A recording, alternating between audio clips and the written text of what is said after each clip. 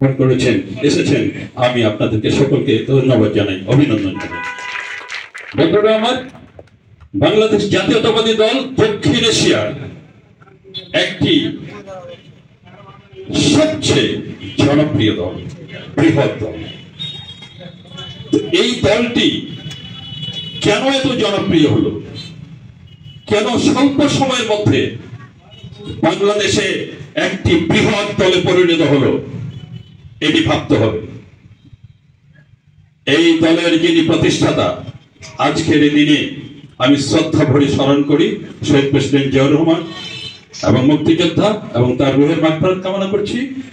সেই শহীদ প্রেসিডেন্ট জিয়াউর রহমানের দেশের প্রতি যে ভালোবাসা, দেশ গঠনের যে চিন্তা, তার যে দীর্ঘ পরিকল্পনায় দেশ স্বনির্ভর দেশ গঠনের যে একটা মানুষের প্রতি ভালোবাসা, সততা, এটি শহীদ প্রেসিডেন্ট জিয়াউর রহমানের যে সততা, দেশ গঠনের তার যে বলিষ্ঠ নেতৃত্ব এই দলকে জনপ্রিয় এবং বৃহৎ দলে পরিণত করেছে।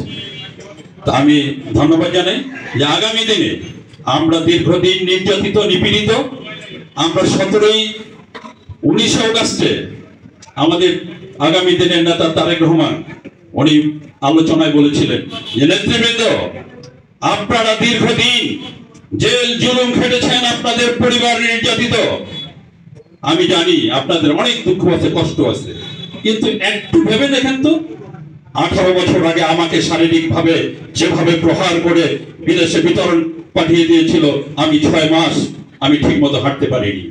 আমার মা মৃত্যু সজ্জায়, আমার একমাত্র ভাই মারা গেছে, তার জানাজায় অংশগ্রহণ করতে পারিনি। তাহলে প্রশ্ন ছুড়ে দিল, আপনাদের চেয়ে আমি এবং আমার পরিবার কি বেশি নির্যাতিত না?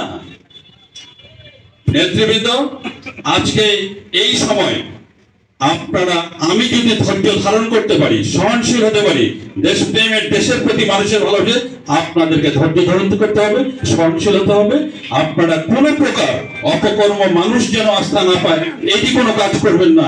এটি হচ্ছে বিএনপির লোকের কাজ। আগামী দিনে আমরা সবাই ঐক্যবদ্ধ থাকবো এবং দেশের মানুষের জন্য আমরা আস্থা অর্জন করতে পারি, এই আশা রেখে ধানের শীষের পক্ষে ঐক্যবদ্ধ থাকবো। দেশ গঠনে শহীদ জিয়ার যে আদর্শ, তার যে কর্ম, দেশ গঠনের জন্য সেটি আমাদের প্রয়োজন। আর সকলকে সেই আহ্বান রেখে আমরা ঐক্যবদ্ধ হবো, এই প্রত্যাশা রেখে সকলকে ধন্যবাদ জানিয়ে শেষ